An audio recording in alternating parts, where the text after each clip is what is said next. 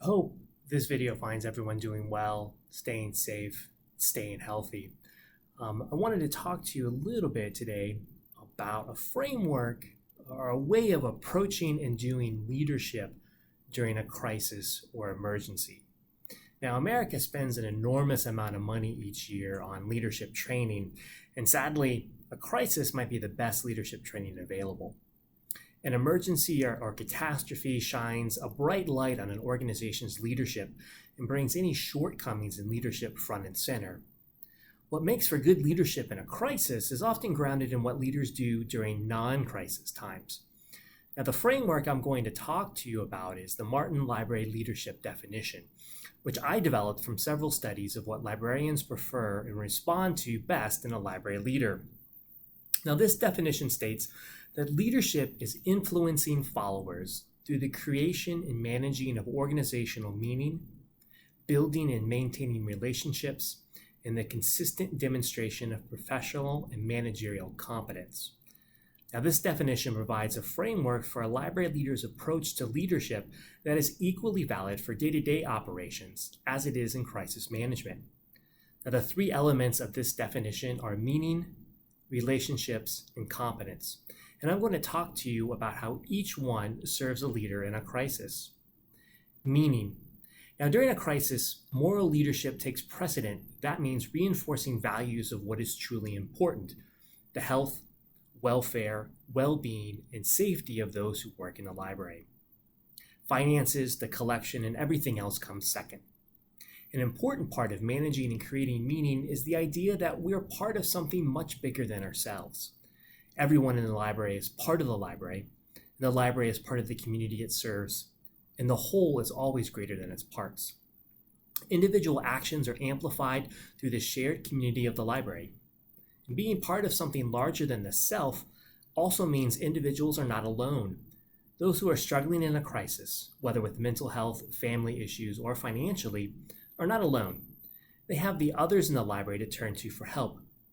This, coupled with the importance of library staff well-being, makes for an important meaning any library leader can emphasize in a crisis. Now, for relationships are built on trust, and ideally, a library leader has cultivated these relationships in good times. Library staff need to be able to trust the library leader.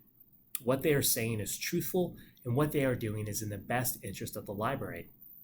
And a library leader also needs to trust middle managers to make good decisions and show good judgment. But even without or enough of this previous work, library leaders can create, build, and strengthen relationships during a crisis.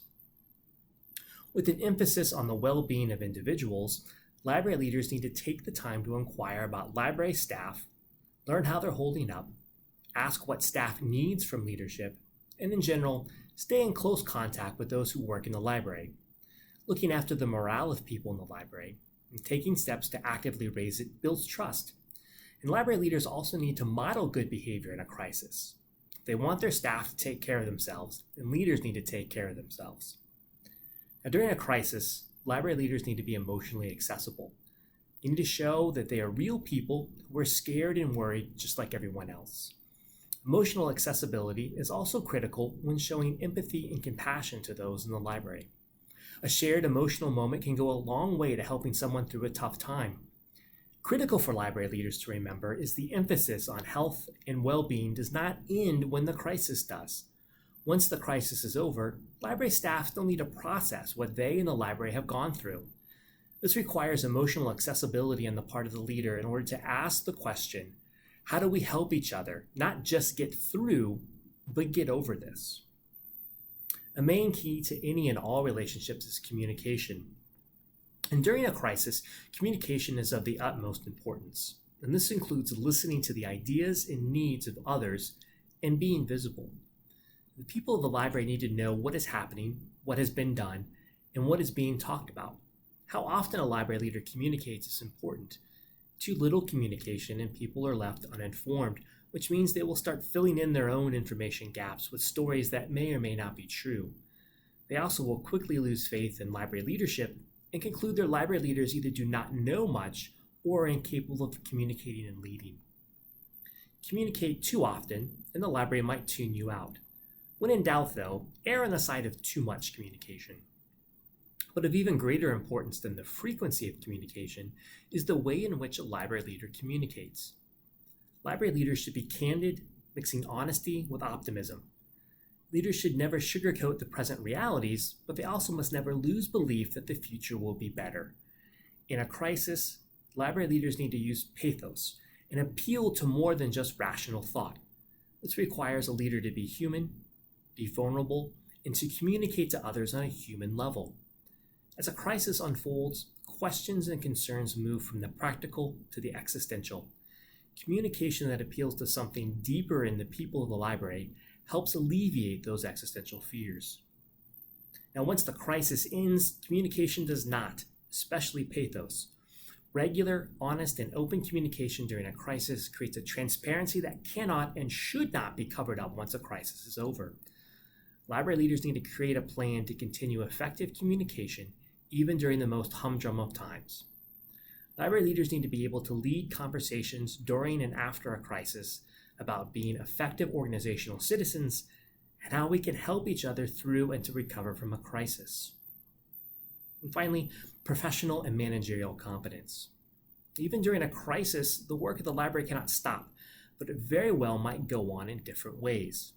Having a strong knowledge of the work of the library allows a library leader to understand and formulate plans for new approaches to the delivery of library services and for library work to continue in innovative ways.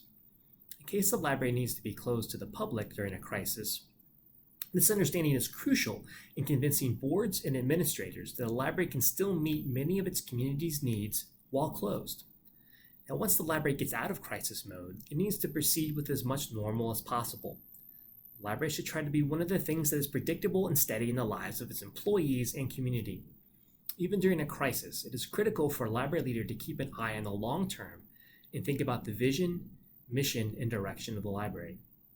Leaders should prepare for the worst and prepare for multiple futures, which is a sign of high emotional intelligence. During a crisis, decisions must be made quickly, but a leader must be careful to not make knee-jerk reactions. Yet at the same time, a library leader does not have time for deep contemplation. The best approach is to make decisions based on the values of the library. Leaders need to set aside their ego in order to accept better plans and ideas and have the courage and ability to be flexible. They also need to exhibit humility when they forget certain details or tasks. A strong library leader has a strong leadership team who work to help and support in good times and bad. Now, much innovation happens during a crisis and can be a catalyst for broad and deep organizational change in the library. A time of crisis can also be used to examine and reevaluate daily operations. Emergency can bring to light useless paperwork, redundancy procedures, and all the rest of the trappings of an ineffective organization. But a crisis can also illustrate deeper organizational issues that must be addressed, like unhealthy cultures, inequity, and a lack of up-to-date training. During a crisis, many people pine for the normal days before the crisis, but library leaders should not be so quick to go back to the pre-crisis days. Leaders must take time to reflect on weaknesses, strengths, effective and ineffective work, and make the needed changes that will make the library better after the crisis. In conclusion, a crisis tends to bring out either the best in a person or the worst, and it will show who is a good leader and who is not. The Martin Library Leadership Definition provides a framework for effective library leadership through creating and managing a meaning, building relationships, and exhibiting professional and managerial competence. This framework for leadership works in good times and in bad.